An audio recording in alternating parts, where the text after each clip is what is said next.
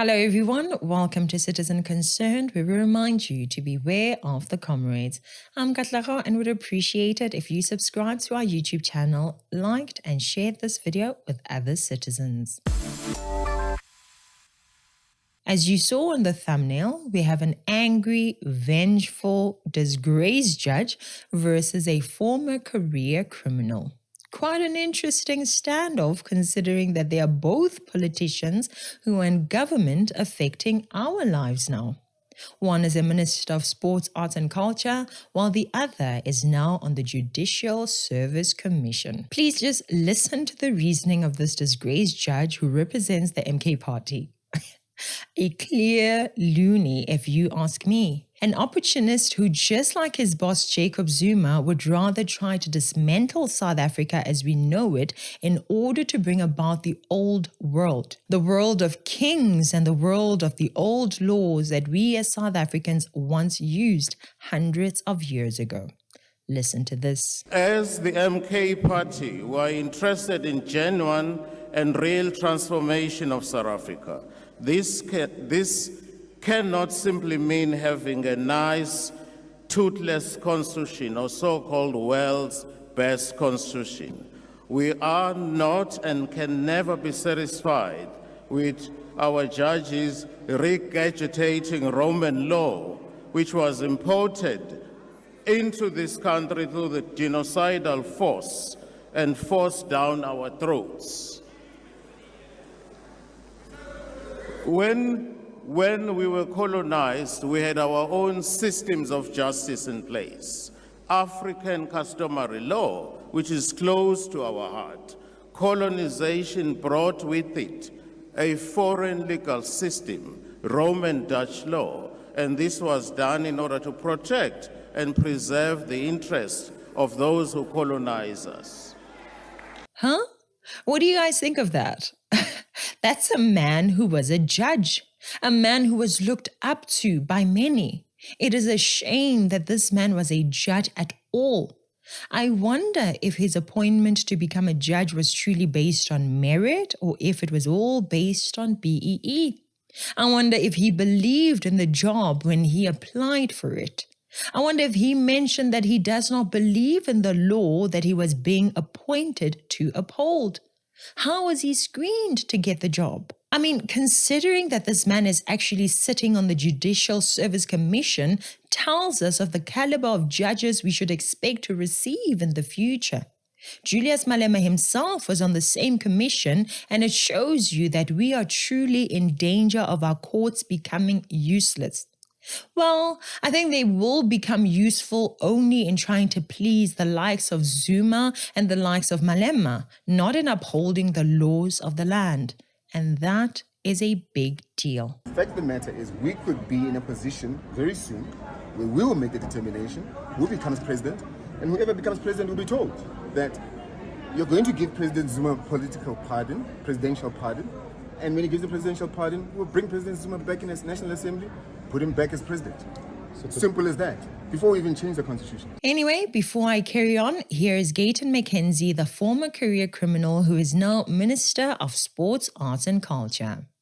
I want to say to Honorable Judge Hlope, I'm sitting there and I'm shocked because you, Honorable Judge, have sent many of my old friends to jail with Roman Dutch law, which you enjoyed.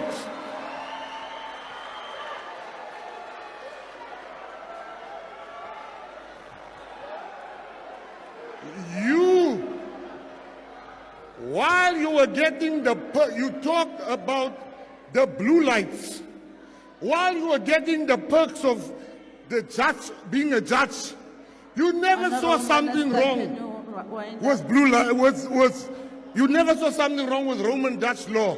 Today, when you're no longer there, now you are seeing something wrong with Roman Dutch law. It cannot be.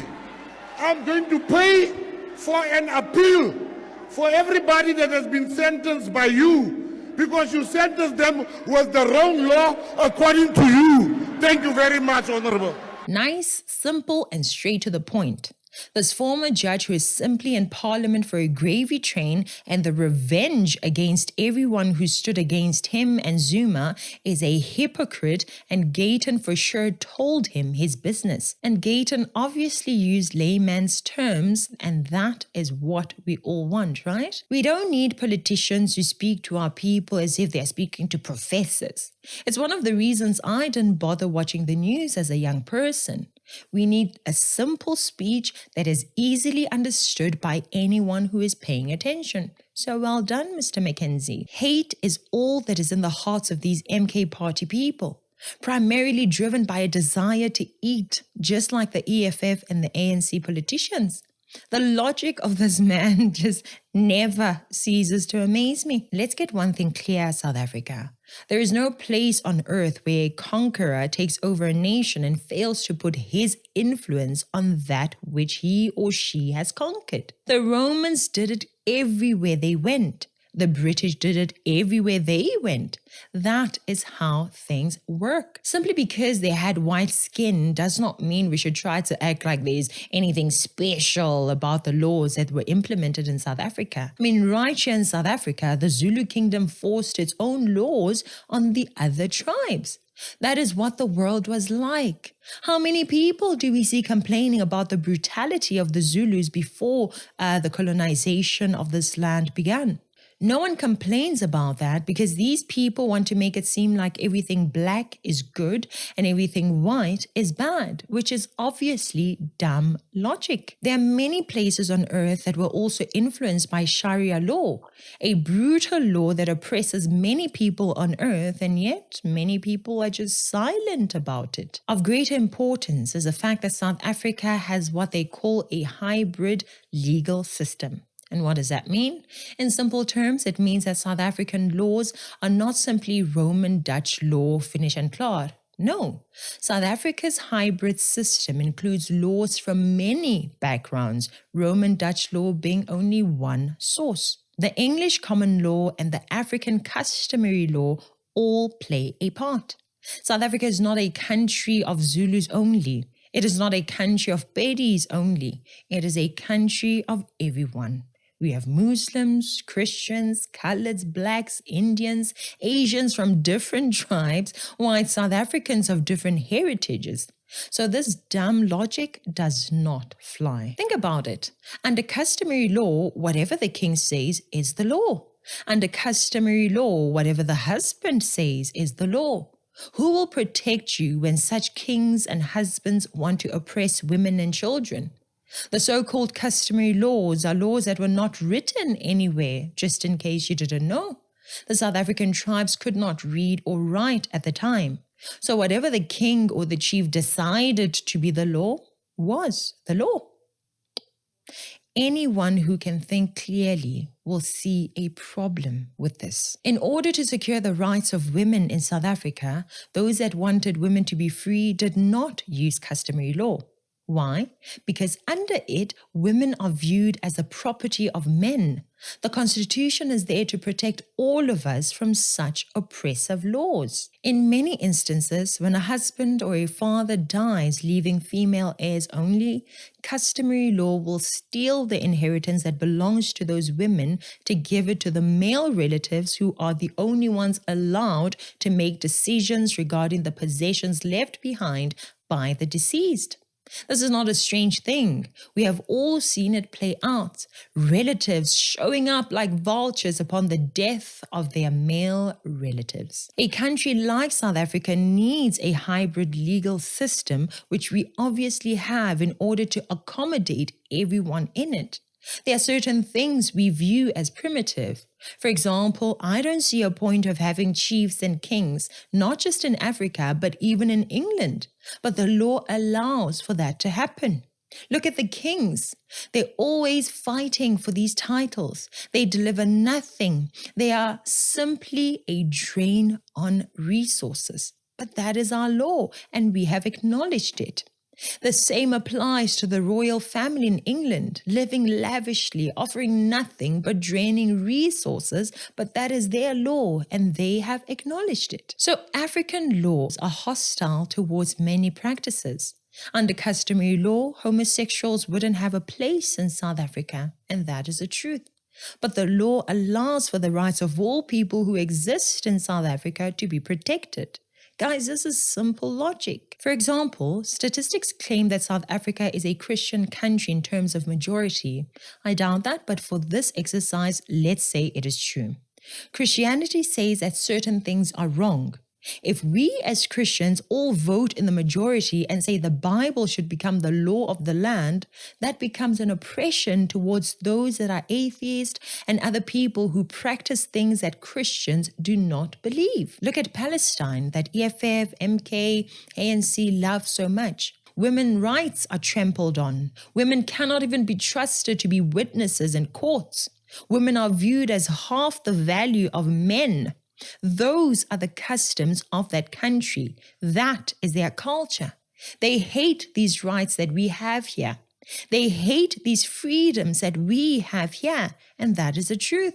It is not only in Palestine, by the way. It's many other places where these oppressions happen. Guys, I know that people love it when the Pan-African radicals say these stupid things, but a proper look into what they're advocating for will clearly show that these people simply hate whatever is not from the black community. And that is a dumb way of living and thinking.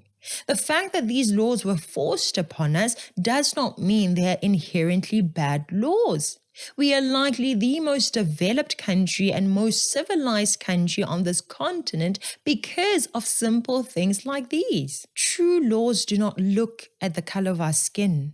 True laws do not discriminate. The weakest people are protected and kept safe by them. Under customary law, a person like myself would have been killed for speaking up against these so-called elders. It would not matter whether the elders are corrupt, thieves, racist, and incompetent. I was going to have to shut up and sit on the floor, not even on the chair, on the floor, and close my mouth in front of men. Customary law is why we still have slaves in many regions across Africa. Women and children being enslaved, but hey, at least we have customary law. Think about it. Zuma would have still been in charge. Marshal Dlamini would have never been convicted. Customary law allows for lawbreakers to be above the law. Guys, I don't know about you, but I am able to separate issues. The people that suffered due to colonialism and apartheid suffered things that we will never suffer in our modern day. We cannot fix the past, but am I glad that I have freedom of speech? Yes, I am. Am I glad that I have these equal rights? Yes, I am. What about Christianity? I love it. I'm glad it came. I am now in a position to chart my and my family's future independent of what some chief says or thinks. I got a chance to go to school. Many women were not allowed to go to school. In fact, there were no schools in South Africa. Human rights are not an African concept. They were forced down our throats too. The best we can do is choose what works for us and what doesn't. But let's not act like customary law had equality and fairness in it. Customary law was not written so anyone of royal blood could say whatever they wanted since they were of royal blood. Look at our royalty now. Look at that one in Swaziland. How many wives does he have? Who is funding their lifestyle? It's customary law. Anyway, that's my take on this. Thank you so much for watching. I'm Katlego. This is Citizen Concerned. And until next time, beware of the comrades.